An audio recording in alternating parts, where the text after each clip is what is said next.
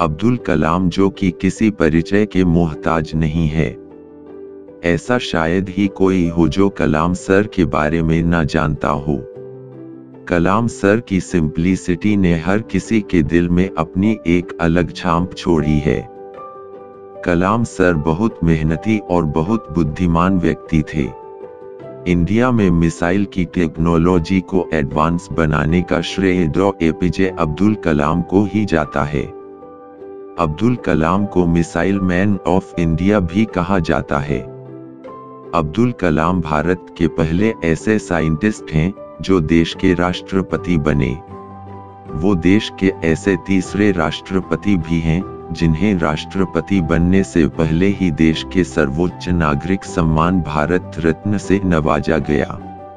साथ ही वो देश के इकलौते ऐसे राष्ट्रपति हैं जिन्होंने आजीवन विवाह न करके देश की सेवा करने का फैसला लिया। अब्दुल कलाम सर ने जिंदगी में जो भी मुकाम हासिल किया उसके पीछे उनकी कड़ी मेहनत और संघर्ष से भरा जीवन रहा है।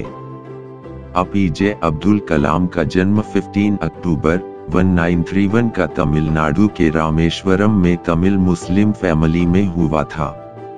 अब्दुल कलाम का पूरा नाम एवीयूएल फकीर जैनुलाब्दीन अब्दुल कलाम है। अब्दुल कलाम एक साधारण परिवार में जन्मे थे। उनके पिता नाव चलाया करते थे। उनकी आर्थिक स्थिति भी काफी कमजोर थी। अब्दुल कलाम अपने 7 भाई बहनों में सबसे छोटे थे। उनके घर में कोई भी पढ़ा लिखा नहीं था। वो समय ऐसा था जब रामेश्वरम में बिजली नहीं थी। उस वक्त भी अब्दुल कलाम रात के 11 बजे तक मिट्टी के तेल से बना लैंप जलाकर अपनी पढ़ाई किया करते हैं। अपने स्कूल के दिनों में अब्दुल कलाम अखबार बांटने का काम भी करते थे।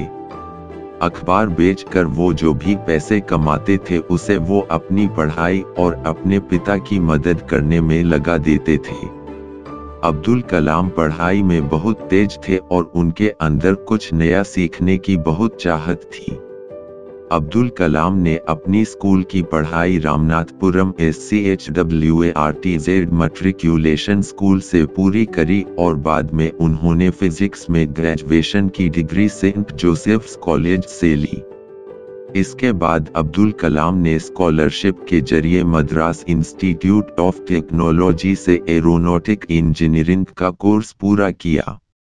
1958 में अब्दुल कलाम DRDO में शामिल हो गए और उस दौरान उन्होंने सेना के लिए एक हेलीकॉप्टर का डिजाइन तैयार किया।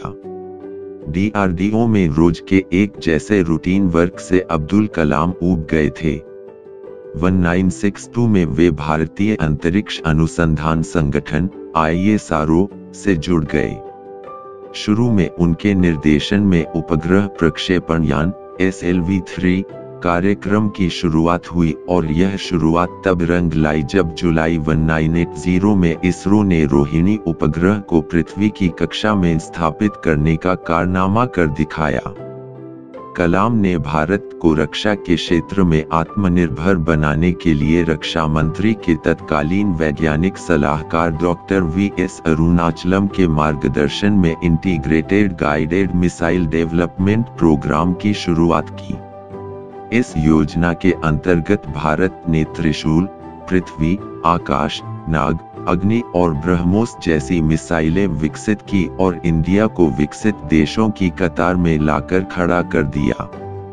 डॉक्टर कलाम ने जुलाई 1992 से लेकर दिसंबर 1999 तक रक्षा मंत्री के विज्ञान सलाहकार तथा DRDO के सचिव के रूप में भी अपनी सेवाएं प्रदान की। उन्होंने भारत को सुपर पावर बनाने के लिए 11 मई 1998 को सफल परमाणु परीक्षण किया। इस प्रकार भारत ने परमाणु हथियार के निर्माण की दिशा में एक महत्वपूर्ण सफलता अर्जित की। डॉक्टर कलाम नवंबर 1999 में भारत सरकार के प्रमुख वैज्ञानिक सलाहकार रहे। 2001 में यह पद छोड़ने के बाद उन्होंने प्रोफेसर के रूप में अन्ना विश्वविद्यालय में कदम रखा और 1 लाख विद्यार्थियों के साथ मिलकर उन्हें देश सेवा के लिए प्रेरित करने का निश्चय किया। डॉक्टर कलाम 25 जुलाई 2022 को भारत के वे राष्ट्रपति के रूप में निर्वाचित हुए। वे 25 जुलाई 2007 तक इस पद पर बने रहे। इसके अलावा उन्होंने अनेक पुस्तकें लिखी हैं, जो बेहद चर्चित रही है। डॉक्टर कलाम की योग्यता को दृष्टिगत रखते हुए सम्मान स्वरूप उन्हें 2 दर्जन से अधिक विश्वविद्यालयों ने अलग अलग डॉक्टर ऑफ साइंस और पीएचडी की उपाधियां प्रदान की। अब्दुल कलाम को दिए गए पुरस्कार में भारत सरकार द्वारा उन्हें पद्म भूषण दिया गया।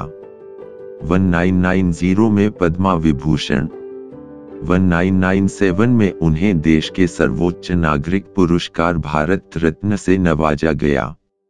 1997 राष्ट्रीय एकता के लिए इंदिरा गांधी पुरस्कार, 1998 वीर सावरकर पुरस्कार, 2000 शास्त्र रामानुजन पुरस्कार Shanmuga arts, science, technology and research academy, India. 2013 won BRAUN Award National Space Society।